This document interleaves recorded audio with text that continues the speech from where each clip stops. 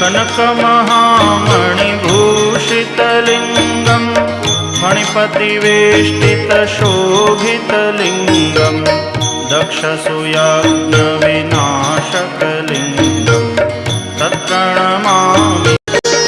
कनकमहामणिभूषितलिङ्गं फणिपतिवेष्टितशोभितलिङ्गं दक्षसूयाग्निविनाशकलिङ्गं तत्प्रणमामि।